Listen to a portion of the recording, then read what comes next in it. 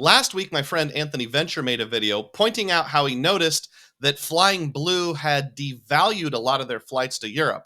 And it was confirmed in my mind even more when I noticed that Frequent Miler posted an article saying those Air France and KLM Flying Blue award prices were going up by 15 to 25% when trying to get from North America to Europe. But it went further than that. I noticed that Anthony was having a terrible time finding any kind of decent award availability. Hi, everybody. DUGROZ here with DUGROZ Reports. Back in the summer of 2023, I flew my family of 4 to Europe in business class, 4 seats on the same flight, using Flying Blue. I booked it onto Air France. It was later changed to KLM. But the bottom line is those seats were only around 70,000 points each, and with transfer bonuses, it ended up being in the low 60s each. On top of that, after that, there was an announcement that Flying Blue was going with more uniform pricing, where if you flew directly from like the Midwest to Europe, it would only be 50,000 points, maybe a little more if you tack a flight on the end of that within Europe. So I was wondering, is that still the case? Regardless of this devaluation that was noted by both Anthony and Frequent Miler, can you even get to Europe? Is that kind of award availability even still out there? So that's what I'm going to investigate today. On this particular YouTube channel, we talk about finding epic value, including but not limited to credit card rewards for the average American. Does that sound interesting to you? If it does, please subscribe to the channel and please click the thumbs up button. Let's dive in. I'm going to use Seats.Aero to search for award availability on Flying Blue. Now, to keep this from getting out of hand or too broad, I did have to make a few rules for this search. Here are my rules. First of all, this is only during the months of June, July, and August 2025. Why did I only pick the summer months? Well, if you're like me, you don't have an indefinitely flexible schedule. I know there's going to be more award availability in February or October, but for a lot of families, that's just not realistic. So we're limiting our search to the summer of 2025. I'm looking for availability of 2 or more seats in the same plane, and this is more oriented towards families or couples. We want saver type availability, so 70,000 points or less per seat. And of course, it's going to be business class. And I will allow this to be any city in the United States over to Europe. Sorry, Canada. So here's what I found. There were 8 different dates that had availability. Yes, only 8. I will summarize this in just a moment, but if you want to pause the video and see what those results are, here they are. So in summary, 8 dates available. None of them were in June. They were only in July and August. Now, I know some people might say, well, Doug, you're not searching until the middle of January. Okay, that's true, but you can get better availability if you search a full year out. But how many normal people out there start planning their vacation more than 6 months in advance? Maybe some do, but this is what I'm going to go with. There were only 2 cities that you could depart from. 7 out of the 8 instances were Boston. The other one was just a one-off flight from Miami to Madrid on a single day. And there were only 4 possible destinations that you could fly into: Barcelona, Dublin, Lisbon, and Madrid. The Madrid flight was only that one-off. So how many Flying Blue points do I have on hand? Well, as the lady in the corner is saying, I've got 184,000 miles. Now, 9,000 of those will expire in July, and those are because those are points I earned actually flying in summer of 2023. The rest can be extended anytime I transfer points over, and I have 175,000 of those. Now, that's partially because a couple years ago, I was going to take a spring break trip to Denmark. The plans fell through. I wasn't able to go, and I had a lot of points over there for that reason, enough to do round trip. And I've transferred in a few since then based opportunistically. You can even see down here at the bottom, back in September of last year, there was a Capital One 20% bonus. It says 2,000 miles, so I'm guessing the entry below that said 10,000 Capital miles were transferred over. I got a 20% bonus, so that's why the 2,000 are there. Despite all the advice that people like Frequent Miler and others give saying you should not transfer points speculatively, I was like, I had such a great experience the first time. Surely this will work the second time. And I did a speculative transfer. Apparently, I should not have.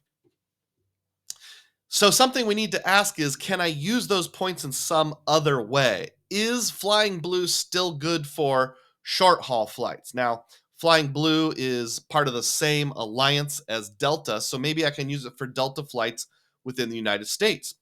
Here's an example that's kind of close to home, flying from Minneapolis to MSY, which is the New Orleans airport, would only be 15,500 miles plus $20. And I searched out that exact flight on Google Flights, and it was $249. So even if you subtract out the $20, that's still over 1 cent per point. In fact, it's kind of in the neighborhood of 1.5 cents per point. So solid. Not the best in the world, but a solid redemption there. This is the exact flight that I took to get to the New Orleans Crater Meetup back on Labor Day, although I didn't pay for it with Flying Blue points. I paid for it another way. Another example might be flying from Des Moines, my hometown, out to Charlottesville, Virginia, which is a place that I actually went, airport code CHO. And this particular example had a layover in New York LaGuardia and was 21,500 miles plus $37 in taxes and fees. Now, this one, it was really hard to do a comparison on because when I went to both Google Flights and the Delta website, this flight combination didn't even show. All the transfers were either in Atlanta or Detroit or something like that. So I think maybe Flying Blue went out and grabbed two one-way flights and kind of pieced them together and made an award. I'm not really sure. So it's hard to compare. If I compare it to this first example with the layover in Atlanta for only $184, that makes this look like a pretty bad redemption.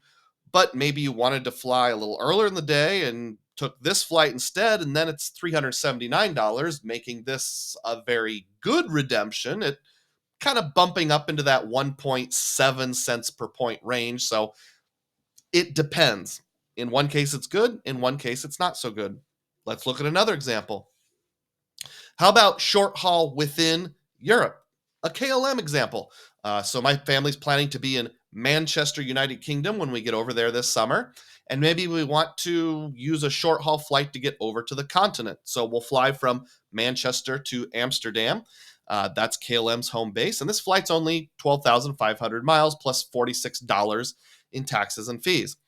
But when I searched the cash price of this exact flight, it was only $140. So by the time you take out the taxes and fees for the sake of comparison, this is less than 1 cent per point. So this particular short haul redemption isn't very good. One more example within Europe. Let's say you want to fly in business class and you're going from Vienna, Austria to Paris, France, the Charles de Gaulle airport. And this would not be like lie flat business class. This would be intra-European, what we sometimes call curtain class. And they just kind of block that middle seat. But it's still nice to sit up front and be separated from the plebeians in the back. 25,000 miles plus 50 US dollars. $323 would be the cash equivalent. So once we subtract out the $50, you're in the neighborhood of $275. That's just a little over 1 cent per point. So in some cases, the short haul option is fairly good, up as high as maybe 1.7 cents per point. Sometimes it's right around the 1 cent per point, and sometimes it's less. So I would not prospectively transfer points from any particular currency like Capital One or like Chase just speculatively for this purpose. But if you already have points trapped over there, it's not a terrible use, and that kind of fits me. I will note that you can get better deals flying out of Canada or Mexico, but of course that would involve an international repositioning flight, which I consider to be less than ideal. But other than those two possible workarounds or flying in spring or fall, I would say Air France, KLM, Flying Blue, right now it's just not very good. It is not a good choice for anyone doing points and miles, especially if you're trying to travel as a couple or with a family. Let me know what your comments are. What do you think of this development? Put it down below, and I'll try my best to answer.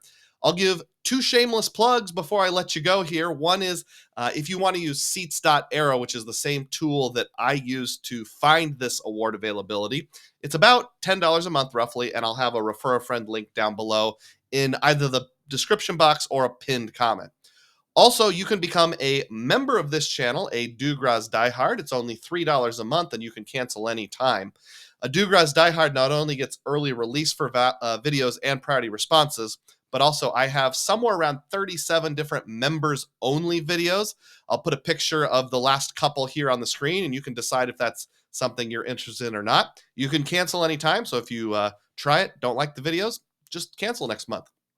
Thank you for watching today, and as always, may your spending be frugal, and may your points be plenteous. Thanks.